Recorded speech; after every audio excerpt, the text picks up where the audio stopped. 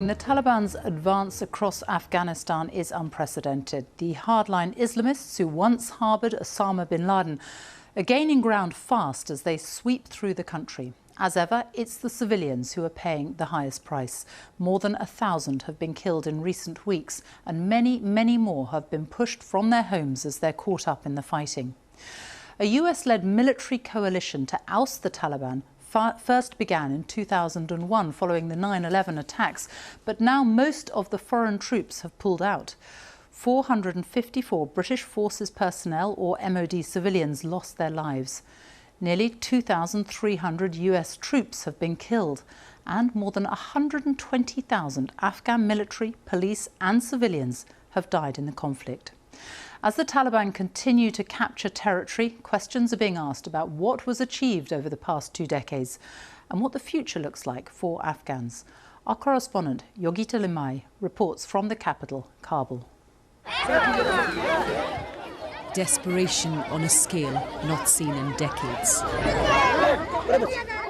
Thousands have arrived in Kabul in the past few days.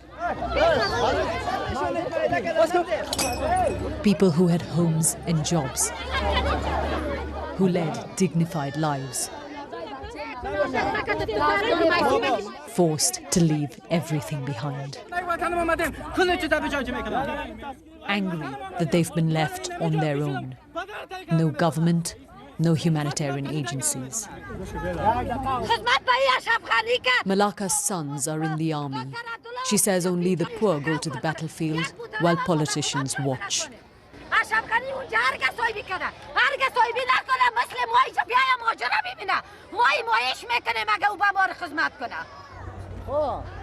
We've seen this camp grow by the hour.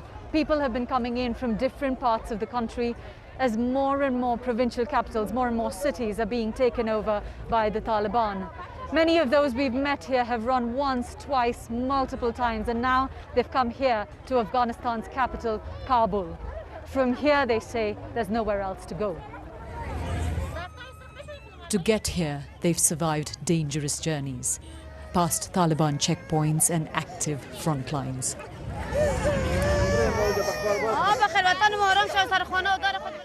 Gulalai says they moved from one place to another for 3 days before they got to Kabul.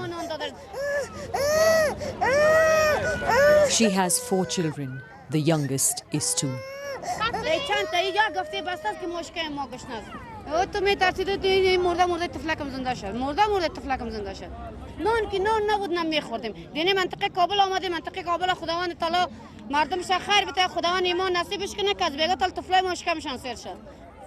Ten-year-old Khalida was in school taking her exams when the Taliban attacked.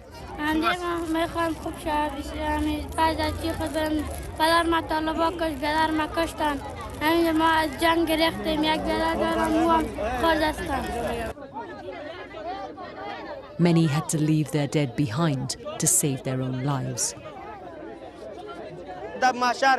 Shir Muhammad's parents died in the violence.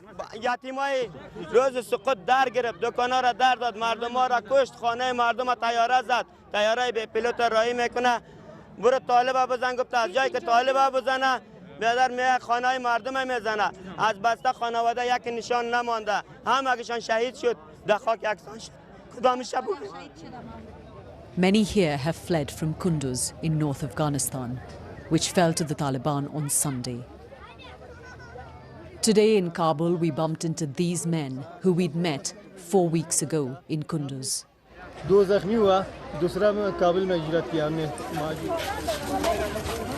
Then, the city was a refuge for tens of thousands of people who'd fled fighting in villages. Now we've learned that in recent days, mortar shells landed in these camps. We don't know what happened to the people we'd met there. Most of the north of the country has been taken over by the Taliban now. Those who've escaped to Kabul are staring at uncertainty. Fears that the capital too could fall within weeks. Yogita Limai, BBC News, Kabul.